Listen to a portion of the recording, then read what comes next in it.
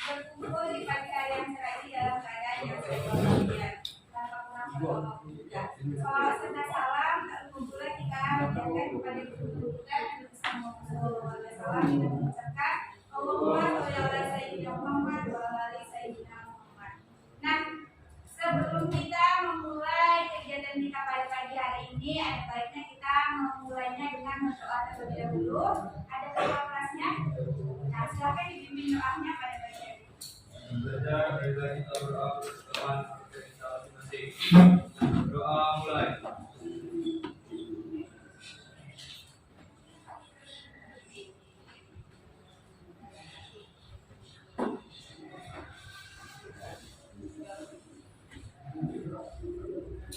Doa selesai. Baik, terima kasih sudah dibimbing doa kita pada pagi hari ini. Nah, sebelum kita mulai, udah kita kan sama Ibu? Jadi, Ibu perkenalkan ulang aja sekilas. Nama Ibu Fitri Valiani Kasari. Ibu salah satu mahasiswa PLP sekaligus asistensi mengajar SMA Negeri 1 Pekanbaru ini dari Universitas Riau, jurusan Bimbingan Konseling atau BK di FIP Undri semester kelima. Nah, pada kegiatan kita pagi hari ini, Ibu akan memberikan suatu layanan di kelas 10 ini. Nah, sebelumnya Ibu mau tanya dulu ada yang nggak masuk hari ini? Iya ya, jadi masuk semua. Oke, langsung aja. Sebelumnya kalian udah tahu kita mau ngapain? Kemarin udah pernah juga ya, jadi Ibu jelaskan aja lagi. Hari ini kita akan melaksanakan sebuah bimbingan klasikal, yang mana bimbingan klasikal ini merupakan salah satu layanan dari BK di sekolah. Nah, layanan klasikal ini dirancang oleh guru BK atau konselor di sekolah untuk dapat bertemu secara langsung, secara tatap muka di kelas dengan peserta didiknya untuk memberikan layanan terkait beberapa bidang materi, baik itu ada itu bidang belajar, pribadi, sosial, dan juga karir. Nah, tujuannya untuk apa sih layanan klasikal ini? Tujuannya yang pertama untuk memandirikan peserta didik itu sendiri dalam mencapai tugas-tugas perkembangannya secara optimal, memandirikan peserta didik dalam berinteraksi, bersosial, dan mengenali dirinya. Nah, sampai di sini ada pertanyaan untuk layanan kita, kegiatan kita pada pagi hari ini? Paham ya? Bisa kita lanjut ya? Nah, untuk kegiatan kita pada pagi hari ini, Ibu akan memberikan suatu topik materi yang sangat penting, yaitu kunci sukses menghadapi ujian di sekolah. Nah, kita kan sebentar lagi mau melaksanakan ujian. Jadi Ibu akan memberikan beberapa tips dan trik untuk menghadapi ujian tersebut supaya kalian dapat memperoleh nilai yang terbaik dan juga maksimal. Nah, sampai di sini ada yang mau ditanyakan terkait dengan materi kita sebelum kita memasuki lebih jauh lagi? Oke, udah siap untuk melanjutkannya? Oke, sebelum kita mulai, Ibu mau dengar semangatnya dulu nih. Kalau Ibu bilang semansa, berarti kalian jawabnya apa? Jaya. Jaya. Oke. Semansa? Jaya. Semansa? Jaya. Semansa? Jaya. Semangat pagi. Pagi. Oke, tepuk tangan untuk kita semua. Oke, semuanya udah semangat, tapi Ibu mau lebih semangat lagi supaya nanti materi yang Ibu sampaikan bisa tersampaikan kepada kalian dan dapat kalian terima dan pahami dengan baik. Sebelum kita mulai, kita main games dulu ya. Oke, silahkan berdiri semuanya. Ya. Ayo berdiri semuanya.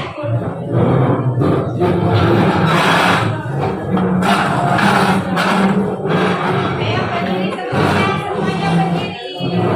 Semuanya berdiri. Berdiri semuanya. Nah, di sini kita akan main games untuk melatih tulisan dari anak-anak Ibu. Ada beberapa suara, ada beberapa kata kunci. Itu yang di situ. Berdiri ya semuanya. Ada 3 kata kunci. Ada Rio, Senia dan Avanza. Kalau ibu sebutkan beliau, kalian tepuk 1, Senia tepuk 2, Avanza tepuk 3. Paham? Nanti yang salah berarti dia nggak fokus. Kita mulai ya. Ingat, beliau 1, Senia 2, Avanza 3. Ya, kita mulai ya. Avanza. Yang berpihak. Senia. Brio, Avanza, Brio.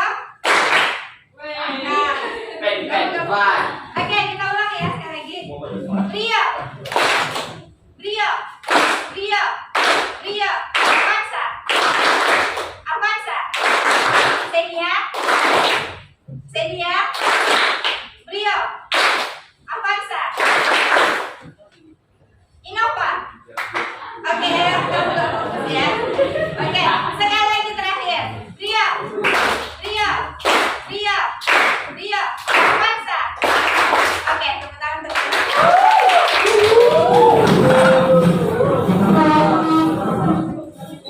Nah, kita lanjut ke materi ya. Kunci sukses menghadapi ujian. Nah, ibu mau ada yang membantu ibu yang merasa cantik ganteng 3 orang maju ke depan. Ayo, ibu nggak mau tunjuk. Yang mau bantu ibu yang merasa dirinya, ih aku berani, aku ganteng, aku cantik 3 orang maju ke depan. Ayo, yang mau ibu. Oke, 2 orang sekarang lagi. Oke, tepuk tangan untuk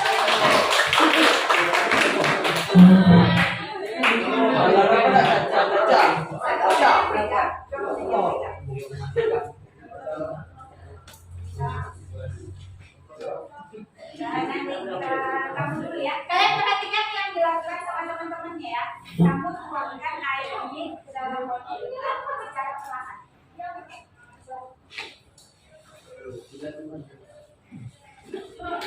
Perhatiin ya, secara perlahan.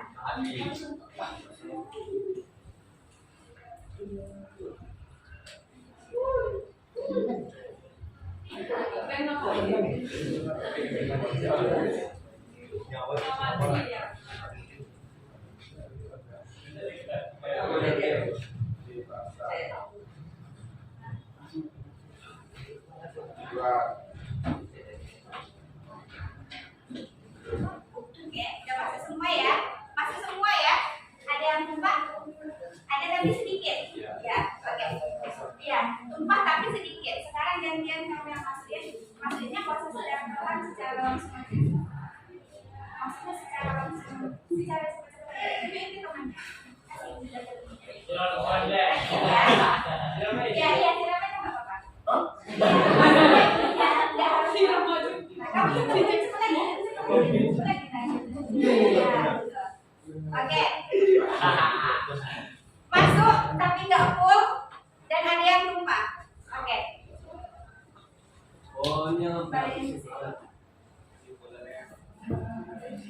Ikhlas. Oke, tepuk tangan untuk teman kita. Terima kasih ya. Ya, nanti kita bahas. Oke. Tadi dari 2 perlakuan yang dipraktekkan oleh teman kalian tadi, siapa yang bisa menyimpulkan apa maknanya? Oke, boleh. Kalau kita melakukan juga dengan perlahan hati-hati, baik kalau kita maju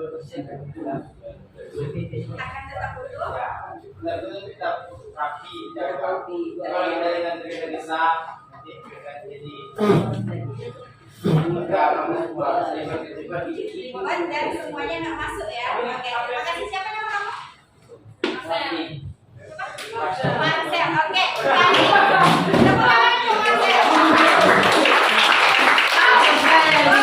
Tadi kata Marcel dari yang mempraktekkan tadi, kalau kita melakukan sesuatu secara perlahan, maka hasilnya akan maksimal, semuanya akan rapi. Nah, sedangkan kalau secara tergesa-gesa, dia tidak akan maksimal dan semua tidak akan rapi. Tadi kan mencampurkan ke air, airnya itu malah ada yang tumpah dan nggak masuk semua. Oke, bagus ya. Ada lagi 1 orang dari perempuan deh. Ibu mau tahu? Atau kalian apa? Ayo. Gimana? Ayo, sepemahaman kalian aja. Di sini kita nggak cari benar salah. Perempuan sebelum ibu tunjuk, kamu yang di belakang. Menurut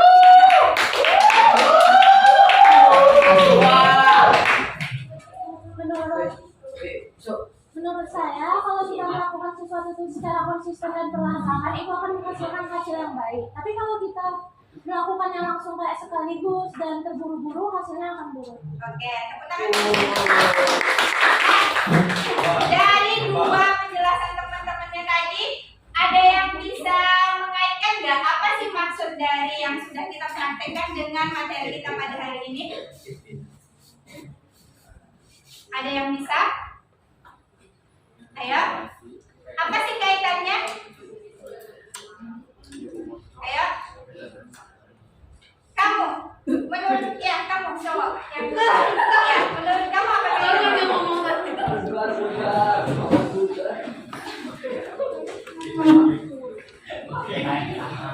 Melakukan sesuatu tidak boleh terburu-buru dan perlahan. Oke, terima kasih ya.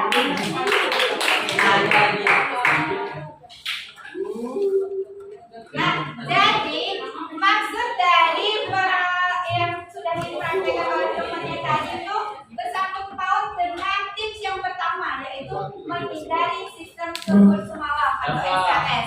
Ini nih udah nggak asing lagi ya di telinga kita. Pasti kita semua, hampir dari kita semua tuh sering melakukan hal tersebut. Kalau mau ujian, kalau mau ulangan, kalau lagi ada latihan, pasti kita menggunakan sistem ini, metode ini, sistem kebut semalam. Misalnya besok mau ujian, malam ini kita kebut semua pelajaran. Kira-kira efektif nggak cara ini?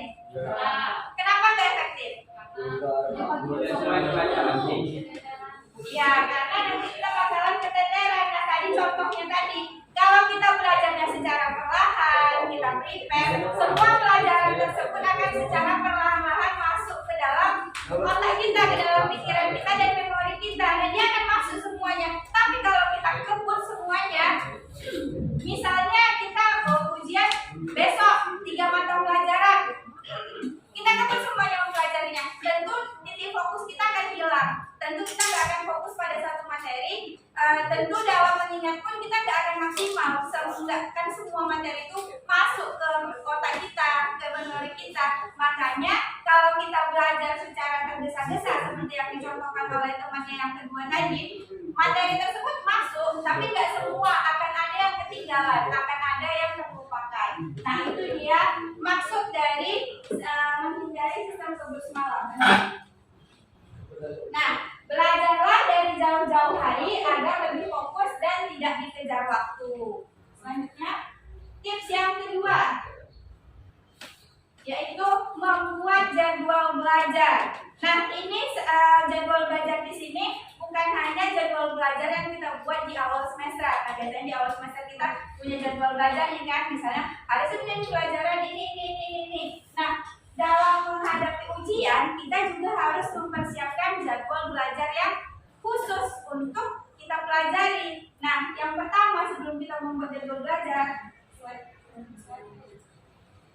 kita lihat terlebih dahulu.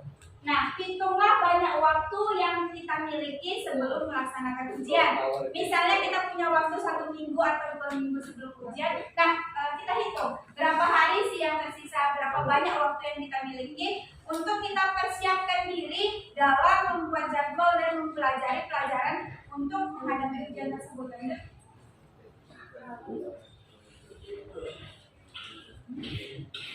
Nah, selanjutnya setelah kita menghitung banyaknya jumlah waktu yang kita punya, kita susun jadwal yang kita tentukan dari menurut skala prioritasnya. Mana yang lebih penting, mana yang lebih banyak hafalannya misalnya, mana yang lebih banyak yang harus kita kuasai. Nah, kita susun dari skala-skala yang lebih penting untuk kita pelajari. Nah, yang tahapan yang ketiga, tentukan durasi belajar. Nah, itu minimal 1 jam, maksimal 3 jam dalam satu mata pelajaran. Jangan sampai kurang, jangan sampai kelebihan. Nah, gimana kalau kurang? Nanti pelajaran yang kalian pelajari itu jadinya nggak maksimal masuknya ke kalian, nggak maksimal kalian dapat memahaminya. Kalau lebih dari 3 jam, Nah, kalian akan merasa kelelahan, jenuh. Sama juga pelajaran tersebut, pemahaman tersebut juga nggak akan bisa kalian terima dengan baik. Nah, kemudian pilihlah waktu yang efektif untuk belajar.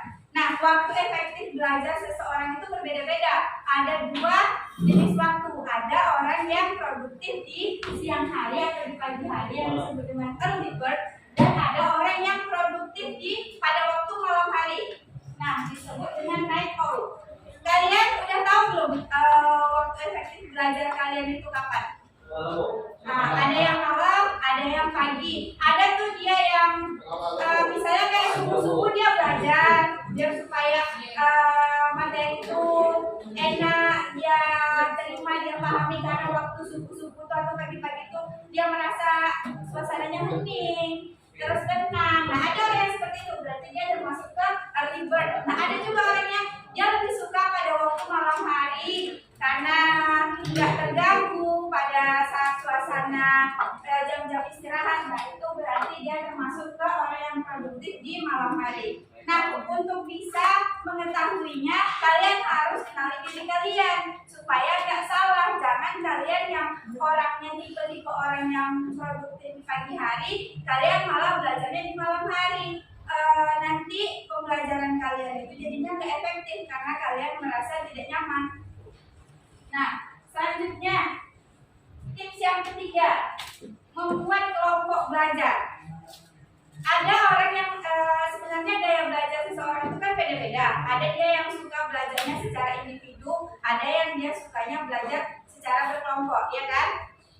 Nah, kalau tipe orang yang suka belajar berkelompok ini, nah bisa nih mempraktikkan yang ketiga ini, membuat belajar kelompok supaya pembelajarannya itu tuh jadinya nggak boring, jadinya tuh nggak jenuh, dan bisa saling bertukar pikiran, saling berdiskusi supaya materinya. Kadang ada kan dari kita kalau dijelasin sama guru di sekolah itu kita malah yang nggak paham, malah yang kurang paham. Tapi kalau dijelasin sama teman kita malah bisa masuk. Nah, ini tips yang ketiga bisa dipraktekkan. Selanjutnya tips yang keempat, mengurangi aktivitas bermain. Nah, nggak harus semuanya kita ambil waktu untuk kita bermain, kita kurangin aja.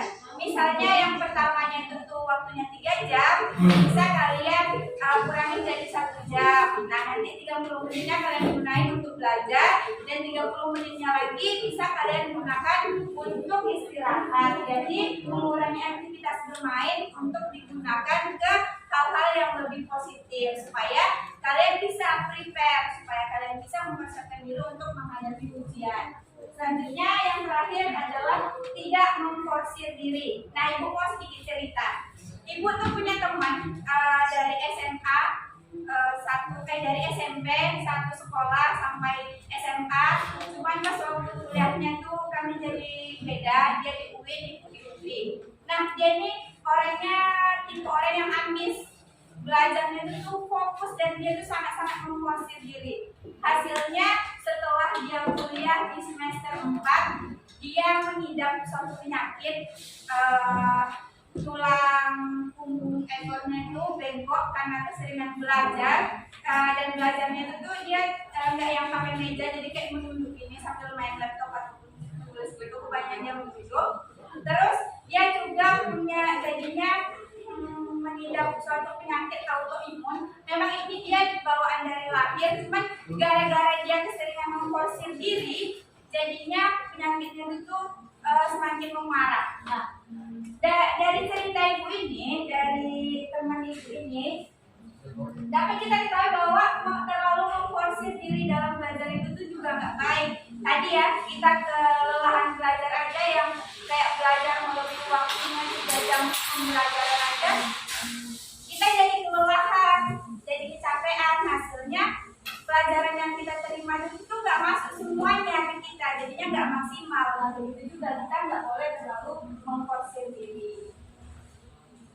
Nah, untuk tips yang kelima, kita bisa menggunakan teknik Pomodoro. Ada yang udah pernah dengar belum? Teknik Pomodoro? Belum pernah? Belum pernah dengar ya?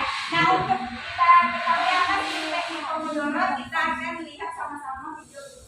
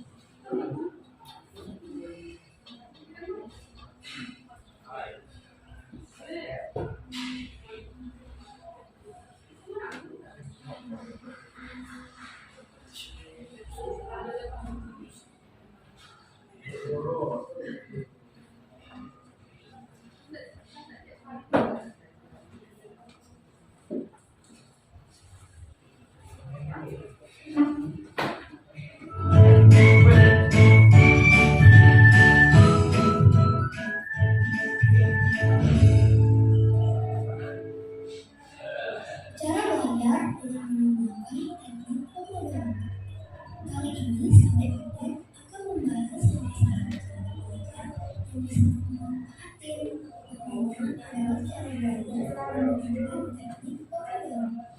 Dan hanya saja menjelaskan Pomodoro itu bukan bahasa Inggris, apalagi bahasa Aceh. Pomodoro itu artinya tomat dan bahasa Italia. Lalu, aku mengenai Pomodoro belajar. Apakah bagaimana kita bakalan menjadi lebih terus? Terus Allah memang banyak yang mengalihkan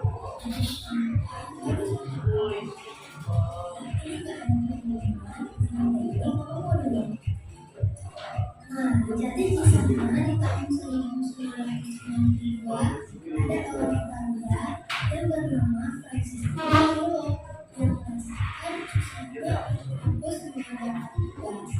Dan untuk mengatasi hal ini, Francesco Lolo mengatakan untuk belajar selama 20 tahun, membuat tugas dan memiliki banyak istirahat. Dan kebetulan timer dari pakai itu menggunakan timer yang biasa dipakai di dapur dan bentuknya adalah sebuah tomat. Nah, jadinya teknik yang dilakukan itu menggunakan teknik tomat atau teknik Pomodoro. Tekniknya simpel banget. Untuk memakai timer harus kita anggaran sekitar 20 menit. Lalu selama 25 menit ini kamu harus fokus mengerjakan.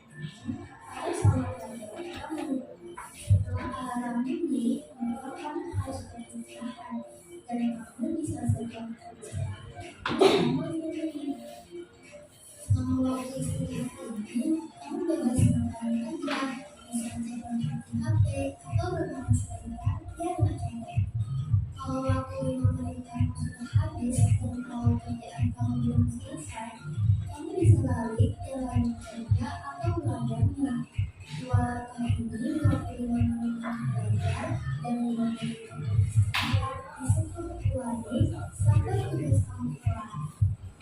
Selamat mencoba ya. Semoga dengan teknik ini kamu bisa lebih fokus belajarnya dan menjadi berprestasi.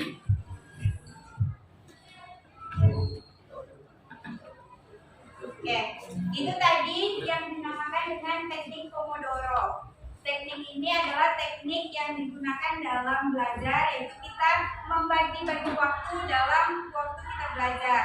Ya, seperti yang tadi sudah dijelaskan, ada 5 menit untuk bebas, baik itu istirahat maupun bermain, dan 25 menit untuk belajar kembali. Nah, ini bisa diulangi selama proses pembelajaran, misalnya selama 3 jam. Nah, diselingilah 25 menit untuk belajar, 5 menitnya untuk istirahat, 25 menit lagi untuk belajar, dan seterusnya. Jadi kuncinya di sini harus konsisten dalam menerapkan teknik ini. Baik, Ibu rasa cukup sekian ya materi pada hari ini. Sampai di sini ada yang mau ditanyakan? Sudah paham ya? Oke, karena nggak ada yang bertanya, Ibu anggap semuanya sudah paham, sudah dapat menerima materinya dengan baik. Ibu mau kalian dapat menyimpulkan pembelajaran kita atau materi kita pada pagi hari ini. Ayo, sebelum Ibu tunjuk. Ayo, satu orang yang dapat menyimpulkan materi kita pada pagi hari ini. Tadi katanya udah paham. Kamu deh, yang pakai masker warna hitam ya.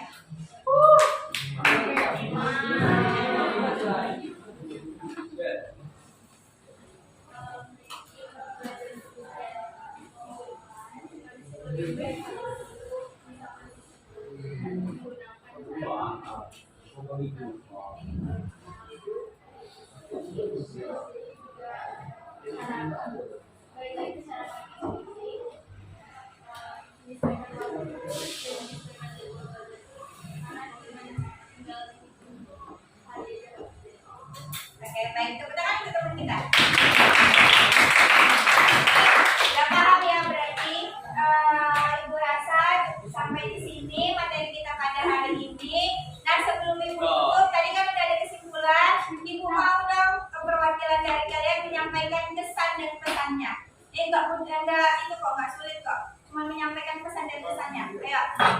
Perwakilan aja.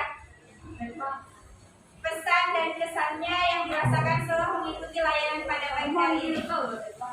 Ya. Sebelum ibu tunjuk, ayo dong. Ayo. Pesan dan kesannya. Ayo, katanya anak kelas 26 mandiri, berani-berani. Cantik-cantik dan ganteng. Ya, yang merasa dirinya cantik dan ganteng. Cuma menyampaikan pesan dan kesan. Ya. Ya, oke, kamu tadi mau ngomong? Silakan sampaikan pesan dan kesannya. Setelah mengikuti materi ini. Kesan saya dalam materi ini lebih dalam pelajaran mungkin itu jadi apalah masih jadi motivasi buat kami. Oke, tepuk tangan untuk kita semua. Baik, ibu rasa cukup sampai di sini kegiatan kita pada pagi hari ini. Ibu mengucapkan terima kasih kepada kalian semua yang sudah antusias dan semangat dalam mengikuti materi kita pada pagi hari ini. Semoga kita bisa mengambil manfaatnya dan kita terapkan untuk kehidupan sehari-hari ke depannya. Ibu juga mengucapkan mohon maaf jika ada terdapat kekurangan dan kesalahan, dan dibuat sebelum kita tutup ada baiknya kita berdoa terlebih dahulu karena tadi diawali dengan berdoa. Silakan. Adik-adik. Kamu deh, kamu. Dalam menyelesaikan pelajaran lebih baik kita berdoa terlebih dahulu. Berdoa mulai.